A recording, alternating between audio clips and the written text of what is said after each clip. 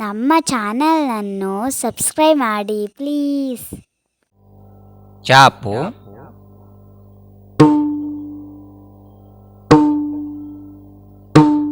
ಚಾಪು, ಗುಂಪು, ಇದು ತೋಮ್ ಎನ್ನುವ ಅಕ್ಷರ. ಇದನ್ನೇ ಅರ್ಧ ತೋಮ್ ಅಂತ ಬಳಸಿದ್ರೆ ರೀ ಅಂತ ಆಗುತ್ತದೆ ಅಕ್ಷರ. ಗುಂಪು ಮತ್ತೆ ಚಾಪಿನ ನಡುವೆ ಎರಡೂ ಸ್ವರ ಮಿಕ್ಸ್ ಆಗಿ ಬರುವುದಕ್ಕೆ ಕಪಾಲ ಅಂತ ಹೆಸರು. ತಾಮ್, ತಾಮ್ ಅಂತ.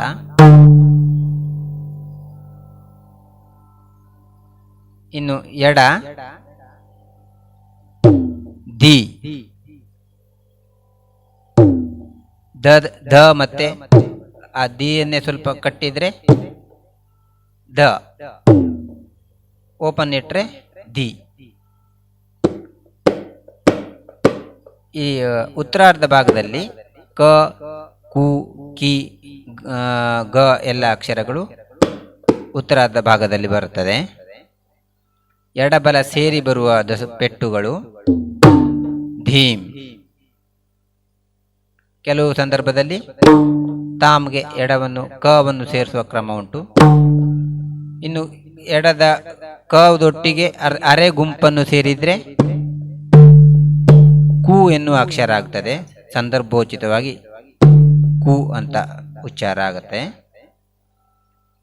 ಇನ್ನು ಎಡಬಲ ಈಗ ಎರಡು ಅಕ್ಷರದ ದಸ್ತುಗಳನ್ನ ಕೆಲವಷ್ಟು ಅಭ್ಯಾಸಕ್ಕಾಗಿ ಧೀಮ್ ತೋಮ್ ಅಂದ್ರೆ ತತ್ ತೋಮ್, ತತ್ ಧೀಮ್, ತತ್ ತಾಮ್, ಧಿತ್ ತಾಮ್. ಹಾಗೆ ಮೂರಕ್ಷರದ್ದು ಧೀಮ್ ತೋಮ್ ತಾಮ್, ತತ್ ತೋಮ್ ತಾಮ್.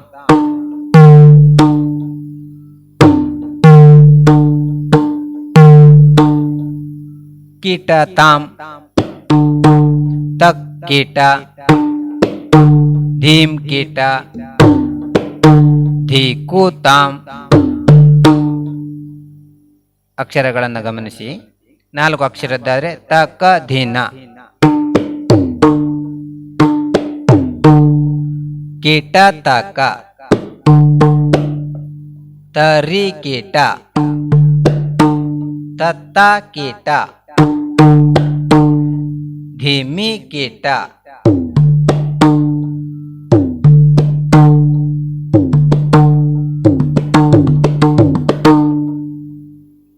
ಹಾಗೆ 5 ಅಕ್ಷರದ್ದು 6 ಅಕ್ಷರದ್ದು ಎಲ್ಲ ಹೀಗೆ ಮುಂದುವರಿತಾ ಹೋಗ್ತದೆ.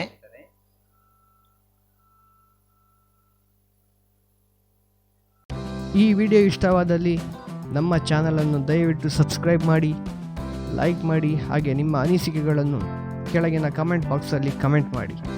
ಹಾಗೆ ಬೆಲ್ ಹೊಡೆಯುವುದನ್ನು ಮಾತ್ರ ಮರಿಬೇಡಿ. ಧನ್ಯವಾದಗಳು.